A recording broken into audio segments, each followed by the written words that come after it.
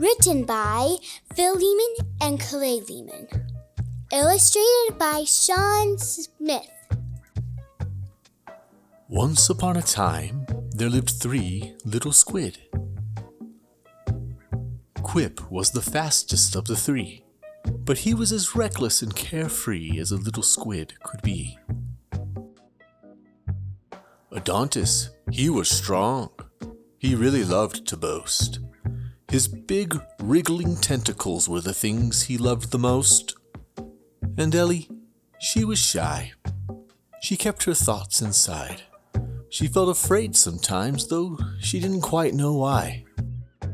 For Ellie, Adontis, and Quip, the time came to set out from home.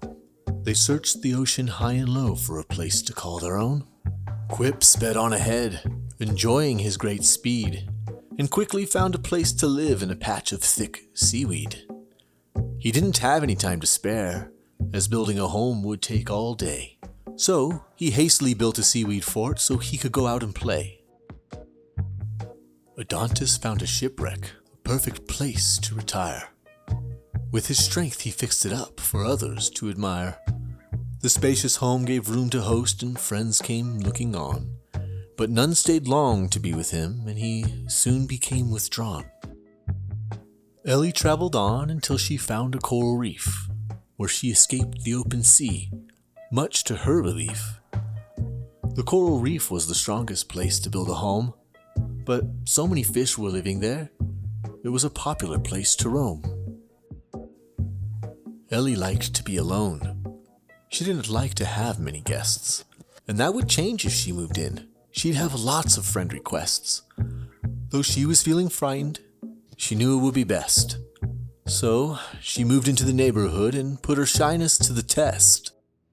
In his seaweed fort, Quip was lounging about when along swam a gray reef shark, rows of teeth sticking out. She looked mean and upset, and Quip quivered in distress when the prowling shark dipped down to visit his address.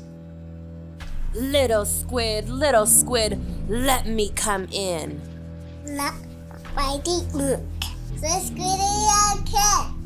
The shark moved in closer and growled with a frown. Then I'll rush and I'll crush and I'll break your house down. And she rushed and she crushed and she broke his house down. With his fort torn to pieces, Quip swam just as fast as he could to get to his brother's big house made of wood. The gray reef shark followed close behind, in a stormy bad mood and foul state of mind. The big house in the shipwreck was built sturdy and strong, but the angry shark would soon prove that all wrong. Adontis, while strong, was no match for a shark. It was best if the 2 squid kept low in the dark. Little squid, let me come in. Not by the ink of this squid kid. The shark moved in closer and growled with a frown. Then I'll rush and I'll crush and I'll break your house down. And she rushed and she crushed and she broke his house down. House now in splinters, the 2 squids swam, and they swam. They swam for the sisters as best a squid can. The gray reef shark chased after the 2. Through the blue water the 3 of them flew. Ellie's neighbors had stopped by her new place when her brothers burst in at an alarming fast pace. A shark is coming! They both shouted at once, and the room exploded into yelling and grunts. Then the fish hunkered down as smart fish do when a gray reef shark is out looking for you. The shark came to the door and, with a loud knock, shook the whole house and rattled the lock. Little squid, let me come in. Not by the ink of this squid kid. The shark moved in closer and growled with a frown. Then I'll rush and I'll crush and I'll break your house down. And she rushed and she crushed, but the house did not budge. No, the house still stood just as it was. The shark raged and it gauged, then went on a rampage. But soon the shark had to admit it was caged. With nothing to do, the shark settled down and started to cry on her way out of town. Ellie was praised. She was a hero, they said. But she couldn't stop thinking of the tears that were shed. So she left on her own to find the shark's home. And when she did, she found her sitting alone. Ellie asked her, "What is your name?" I'm Pernigan. she said, full of shame.